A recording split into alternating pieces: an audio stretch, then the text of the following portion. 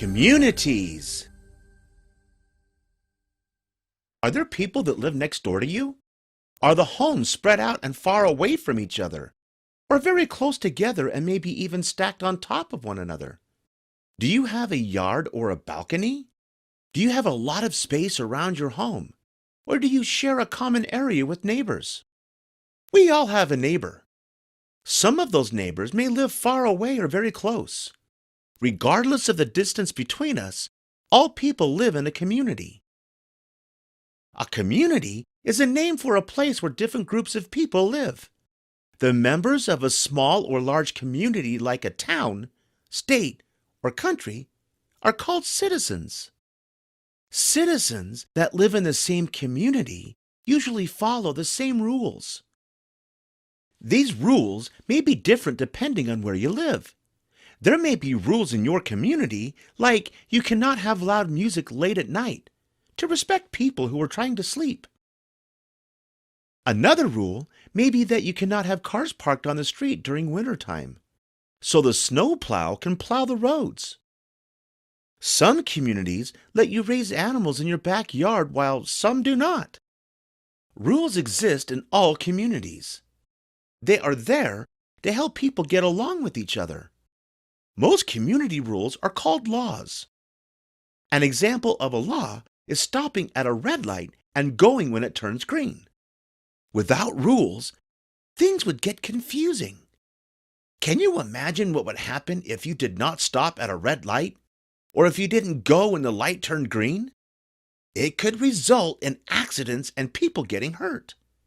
Rules or laws help us protect and respect each other. It is important to follow them. When you do, you are being a good citizen or member of your community. But being a good citizen isn't just about following the laws. Helping others may not be a law, but it is what a good citizen does. By being a good citizen, you show you are a responsible member of the community. It also shows that you care about the neighbors living in your community. In return, they will care about you too. Can you think of some responsibilities that you have at home? Maybe you have some jobs that you need to do each day, like cleaning your room or making your bed. Each person in your home may have different responsibilities, like going to work, cleaning, or making dinner. But everyone does something to contribute to your family unit. You do this so that the house gets clean, people get fed, and things are paid for. It's the same in your community. Each family unit takes responsibility for your community. Can you think of some things that you might do outside of your home for your community? Do you pick up garbage if you see it on the street or in a lobby? Do you make sure your garbage gets into the proper receptacle and is not littered? Are you careful that you aren't too loud or run around and bang on the floor if you have neighbors living below you or next to you? If you see a lost animal, do you help locate its owner? Or maybe you take a meal to someone in need? Or help with work around the yard or a farm? Those are all ways that help us be good citizens, and not just where we live either, but in communities we might visit as well. We may choose to do activities together as a community. Parades, a community fundraiser, and a neighborhood barbecue or picnic are a few examples of various community activities. In most parts of the world, there are 3 types of communities. They are called urban, suburban, and rural. Each of these communities is different, but each of them has citizens with neighbors, laws, and responsibilities. Cities are urban communities. A large city has many people in it. It might have tall buildings called skyscrapers or high-rises.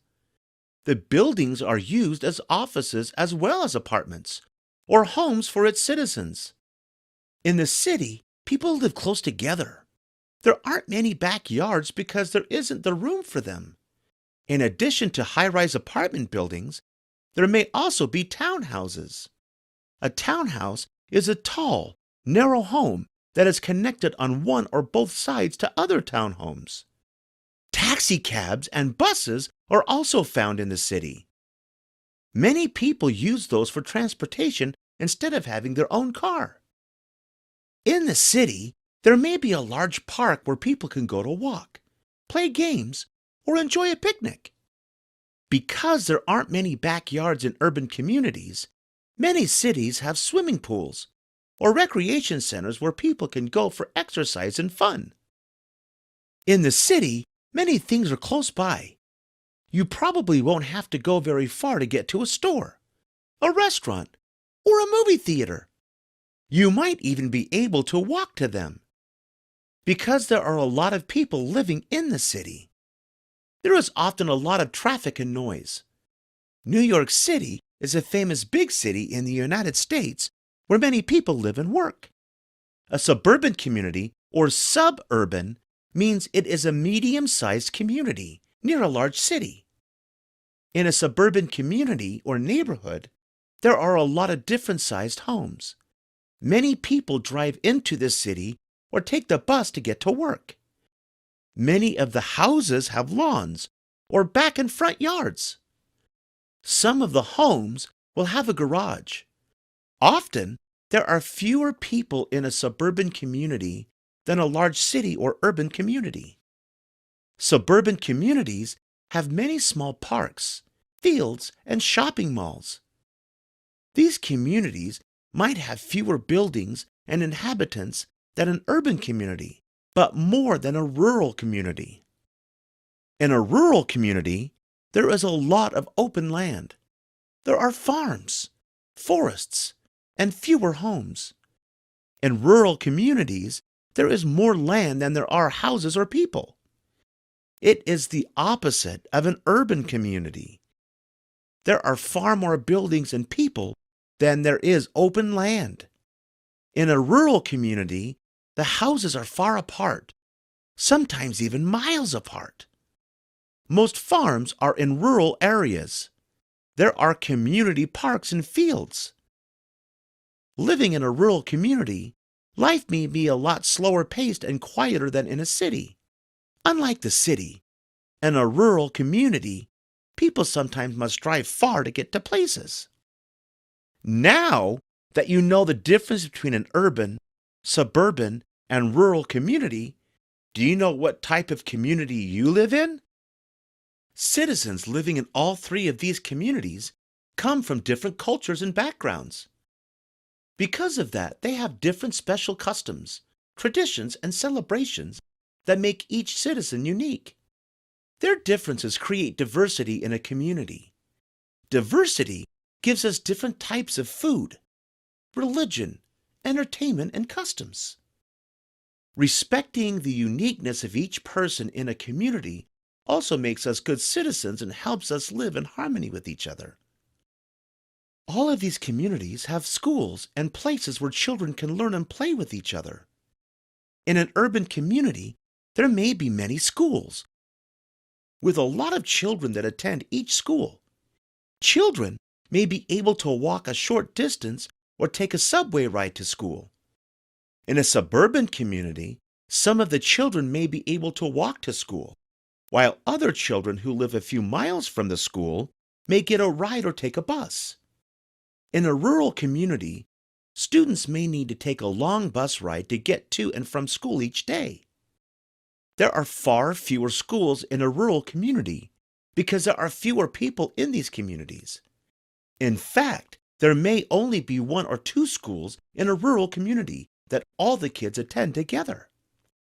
Even though there are several differences in each type of community, the adults and children living in each place love to work, play, laugh, and have fun with their families and neighbors. Remember each type of community. Urban, suburban, and rural may be a little different, but they all have citizens, neighbors, laws, and responsibilities. Everyone in a community need to try to get along with each other and respect each other's differences for the community to function well. And when they do, a community is a great thing to be a part of. hope you had fun learning with us. Visit us at learnbright.org for thousands of free resources and turnkey solutions for teachers and homeschoolers.